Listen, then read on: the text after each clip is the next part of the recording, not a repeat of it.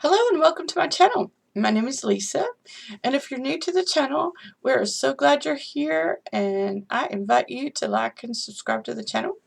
And if you're a returning subscriber, thank you so much for coming back. We are so glad you're here as well. In today's Tarot Tuesday, we are going to talk about the Three of Swords. So if you're interested in learning more about the Three of Swords, then stay with me.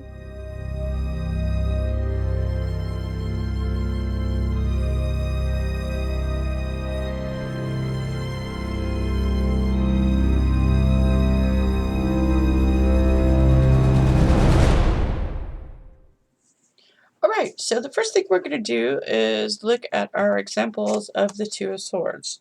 So this card is from the Secrets of the Tarot.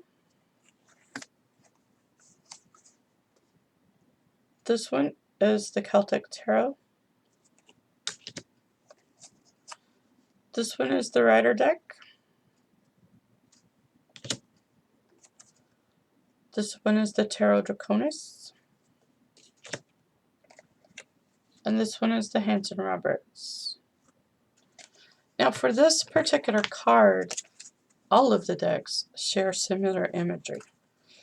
Something is being pierced by those three swords, and even the Tarot Draconis did not depart that far from the imagery that's in most decks.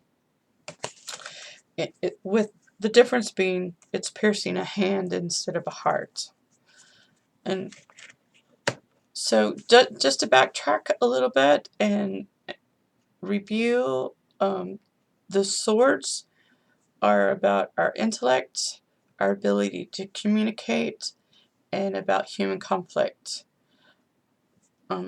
They are associated with the air signs of Libra, Gemini, and Aquarius. So just to recap that part. So in general, the threes in tarot decks can be related back to both the Tree of Life in the Kabbalah and numerology. So in the Kabbalah, it is associated with the Bina Sephiroth, and pardon me if I'm mispronouncing it. It is spelled B-I-N-A. And the meaning of the Bina is understanding, and it gives form to the creative word we found in the twos and brings it to manifestation. For numerology, it is about creativity, fertility, artistry, communication, and interaction. However, with the Three of Swords, it doesn't neatly fit into those descriptive words. This is one of those rare cards in the tarot where the meaning actually fits the card. I mean, that looks painful, and the primary interpretation of this card, it is pain and heartbreak. And since, I mean, the tarot cards in general they're about life experiences, and most of us cannot go through a life experience without heartbreak touching us at least once. And so, and there's two ways that you can interpret this card when it means pain and heartbreak. It can be the pain that we inflict on ourselves when we overanalyze everything, or it can be the pain inflicted on us from an outside source, like a betrayal or infidelity, or the loss of someone that we love. And so pain and heartbreak are deeply associated with this card. The Ultimate Guide to the Rider-Waite Tarot gives a little deeper meaning to this card. So let me find the Rider card. So with these swords being crossed in the middle like that, their interpretation of that is this is the connection between our heart and our mind. It forms the basis of our consciousness with the joining of the heart and mind. And on a yogic level, it would be a mind-body-soul connection. So when we get this card in a reading under the Ultimate Guide to Rider-Waite's definition, it could be that we're getting to the heart of the matter and cutting away all the bullcrap that might be surrounding that particular situation. And it also equates this, the swords, to arrows piercing the heart. And you know, Eros was the god of love. My own personal experience has been when I've gotten this card in a reading, it is usually a forewarning of heartbreak.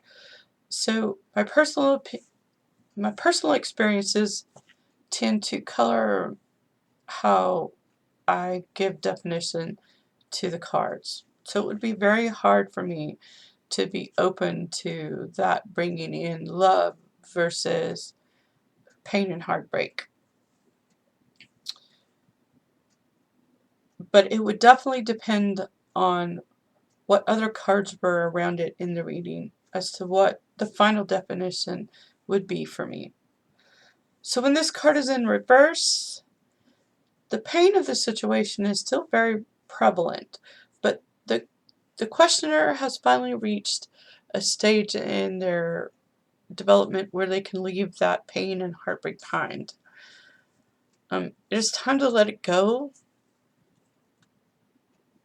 and it's not something you can change. So if that person is dwelling on it, it's a waste of their energy to dwell anymore on that, and it is definitely time to push on and to let that go.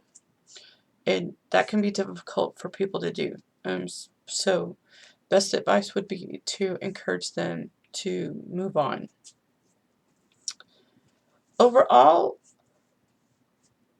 because I just recently, since I started these studies, I understood that the major arcana could be related to the hero's journey. But I'm also finding that for the individual suites, there is a progression from the ace to the king. And for instance, the aces being the beginnings and the twos being the first steps toward manifesting what you started in the aces. For the swords, the ace represents pure logic without our emotions getting in the way. The two, it represents duality. It's that place between logic and emotion. We are both emotion and thought. And so the three represents that place where logic and emotions meet, and that's the heart center. It's the place where our logic can impact our feels, both to the good and to the bad. It can impact how we feel. So each card tends to build on the next card just a little bit more, and with a culmination of the whole suite, meaning at the king. So I'm looking forward to next week's Tarot Tuesday to discover how the Four of Swords fits into that progression. And so until then, I hope you have enjoyed this video and it has helped you with the understanding of the Three of Swords. So I thank you very much for your time and attention, and have an excellent day.